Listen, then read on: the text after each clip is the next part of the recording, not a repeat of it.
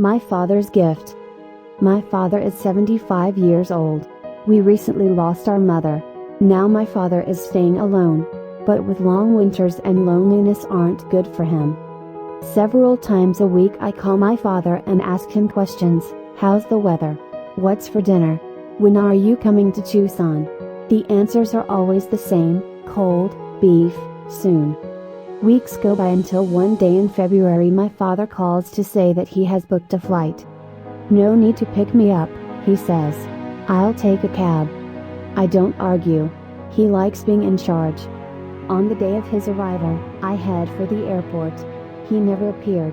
I worry that he missed his connection or changed his mind. That is when I saw him. Dad, I called and waved above the crowd and moved toward him. He puts his arms around me as if I'm a life preserver on a rough sea. Oh, honey, I'm so happy you came. We drive north toward the foothills and near to my house. He says your mother would have loved this place. On the next day my father asks me, any horse races today? He asks, coming down the stairs. Let's go look at the horse. After checking the paper, we drive through South Tucson toward the fairgrounds. When he sees a sign for a pawn shop, he orders me to pull over. There are steel bars over the doors and windows, like a small town jail. Dad, I whisper. Let's go.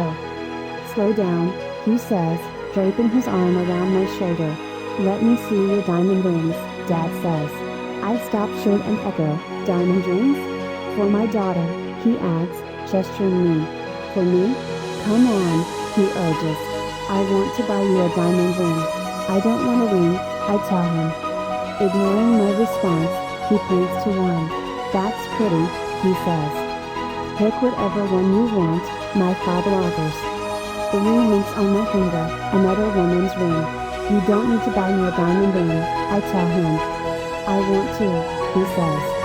Let's go eat and think about it, I whisper. We'll be back, I call over my shoulder to the pawn's owner. Later, as we spoon tortilla soup and listen to Mexican love songs on the jukebox, Dad clears his throat. Then he confesses, I gave your mother's ring to Sheila. Suddenly the shopping trip makes sense. Sheila is my younger sister, my only sister. Before our mother died, Sheila told me that she wanted Mom's ring, that to her it represented our mother's love. She cried when she said that. My mother never got around to dividing up their things. While my lawyer brothers worried about how to disperse her estate, my Aunt Bern suggested that I should inherit her ring. You're the oldest daughter, she reminded me. You should insist. That planted a seed, made me greedy for a while. But over time, I saw the irony. Bern, my mother's youngest sister, complained often and loudly that her mother favored the older girls. Each time I imagined Mom's ring on my finger, I couldn't get the picture of my little sister out of my mind, the middle of 5 children, growing up, wearing my hand-me-downs, inheriting my old teachers who called her by my name. I hope you're not upset, Dad says. It's okay, I answer. I just wish that Sheila herself had told me. 2 daughters, 1 ring, 2 possibilities, or neither one of us could have it. The ring could be sold and the money divided. Remembering the rings at the pawn shop, I close my eyes tightly so no tears leak out. Specks of sunlight filter in, sparkle like tiny diamonds. I say goodbye to my mother, happy that her ring is on my sister's finger and not in a black velvet tray. I think about the gifts passed down from mother to daughter, gifts that don't have to be divided. Firstborn, I made her mother. She fine-tuned her mothering on me. Sheila, her middle child, she held right in the middle of her heart. I suddenly realized that she didn't want to choose.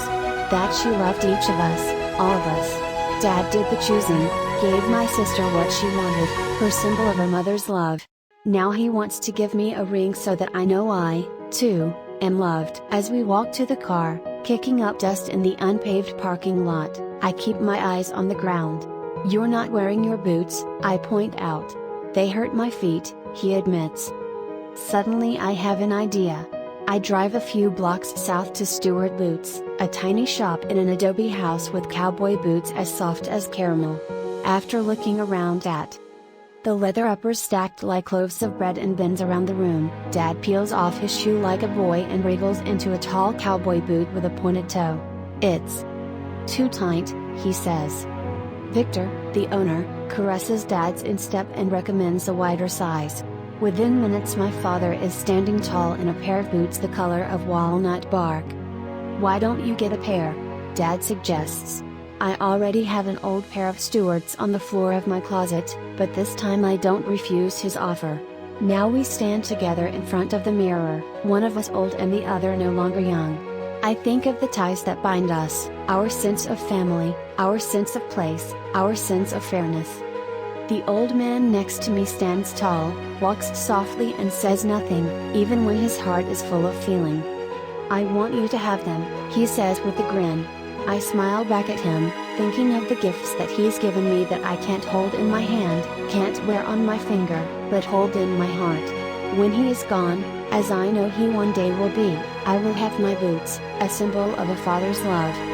And a memory of the day he set out to make things right. Michelle Morris.